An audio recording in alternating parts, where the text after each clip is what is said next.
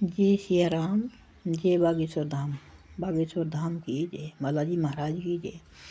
जैसे कि आप सभी जानते हैं, 7 नवंबर से 16 नवंबर तक महाराज श्री की पग यात्रा चली और आज जो है 16 नवंबर को पग यात्रा समाप्त हुई और जो है वृंदावन में आकर के तो जो है बहुत ही भव्य दिव्य स्वागत वहाँ पर हुआ और कम से कम बहुत ही ज़्यादा संख्या में यात्री थे।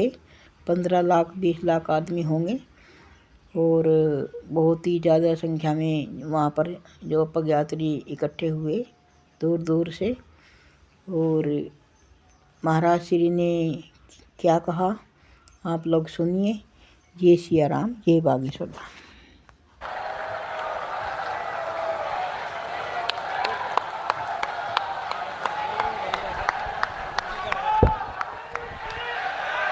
आपने जो कृपा की, आपने जो आशीर्वाद दिया, गले लगो ब्रजवासी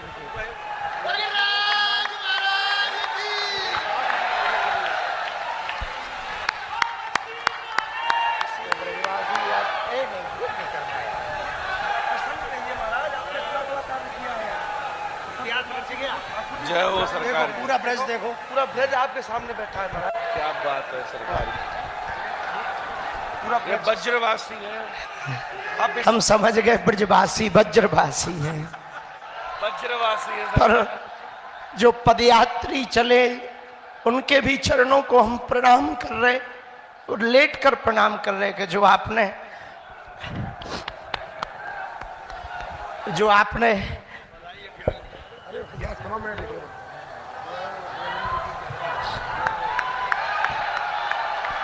जो आप सबने कृपा की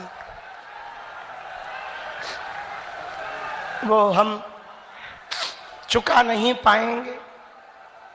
पर भैया आप सबके लिए सब जन चले, अब ब्रजवासी हमको एक आशीर्वाद और दे दें तो हमें लगेगा हमारी पदयात्रा सफल हो गई। नहीं तो हमको लगेगा कि आशीर्वाद तो मिला, थोड़ी हमारी ही चूक रह गई। अब वो हमको आशीर्वाद चाहिए कि भले ही आप कुछ भी करो, ब्रजवासी जो करने पर रुक जाएं, आगे बढ़ जाएं, वो कभी फेल नहीं होता है। जब ठाकुर जी को गोवर्धन पर्वत आप सबने उठवा दिया, बड़ी बड़ी लीला करवा दी, एक वचन दे दो, जहां वृंदावन में अंदर जाते ही पूज्य बाबा प्रेमानंद जी परिक्रमा के लिए मुड़ते हैं, वहां भी एक मदिरा की दुकान है। छठी करा में प्रियाकांत जू के पूर्व में जहां मुड़ते हैं उसके कुछ दूर पूर्व ही मदिरा की दुकान है। हम चाहते हैं इतना आशीर्वाद दे दो कि हमें आप जब बुलाओगे हम आते रहेंगे। आप 1 वर्ष के अंतर्गत उन दुकानों को बाहर निकालने का संकल्प दे दो। आप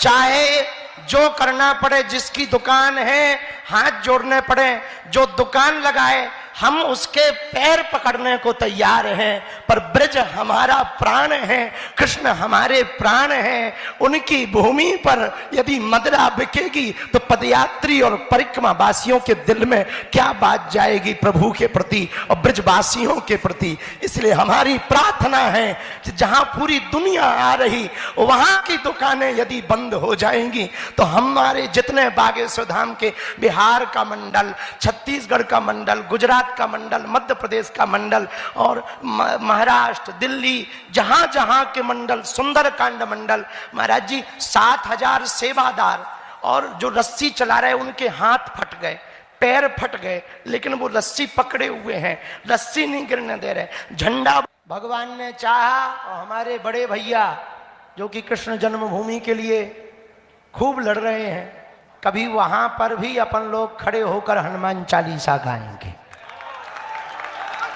हाँ, सनातन बोर्ड की तो आप लड़ाई लड़ रहे हो, लेकिन ये सबसे बड़ी लड़ाई है कि यदि ठाकुर जी बैठ गए तो फिर ब्रजवासियों की तो जय जय ही हो गई। हाँ, तो कौन कौन कृष्ण लला के मंदिर के लिए तैयार है? हाँ, अच्छा, अब मान लो हमने कह दिया, सबने कह दिया, संतों ने कह आ जाओ, मथुरा। सो क्या आ जाओगे? ए रहने दो, तुम लोग बिजी रहते हो। है भैया बिजी रहते हो। जितने यहाँ आ गए इतने वहां चले जाओ, सो हो जाएगी जय जय। अयोध्या में लोग गए थे तभी राम मंदिर मिला है। जिस दिन वृंदावन से आप चलना प्रारंभ करोगे मथुरा की तरफ, हमें कृष्ण जन्म भूमि भी मिलेगा, इसमें कोई संशय नहीं। लेकिन अब कृष्ण जन्मभूमि की बात हो गई, मांस मदिरा की हो गई, एक सबसे बड़ी गड़बड़ है।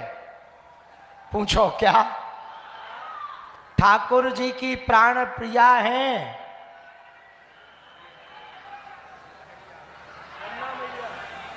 यमुना महारानी की। ठाकुर जी के स्नान कैसे होवे बढ़िया? अभी स्नान करवा सकत? ऐसी है स्थिति। पहले ठाकुर जी यमुना जी से स्नान करते थे, उनके सभी श्री विग्रहों का स्नान यमुना जल से होता था।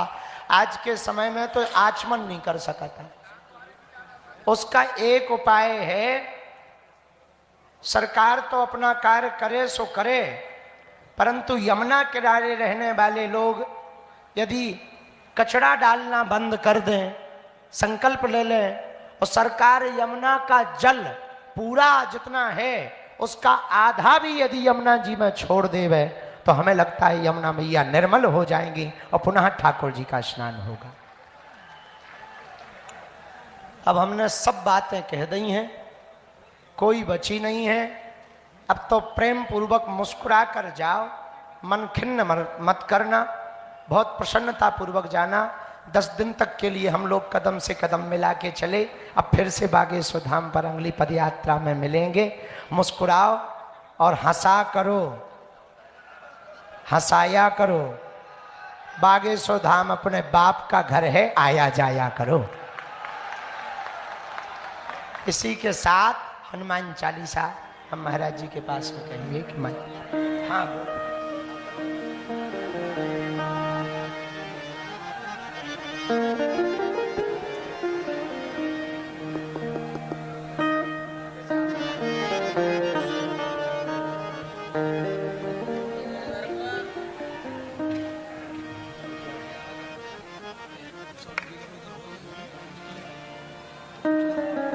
हेलो, सभी पूज्य महाराज जी की आज्ञा का पालन करेंगे।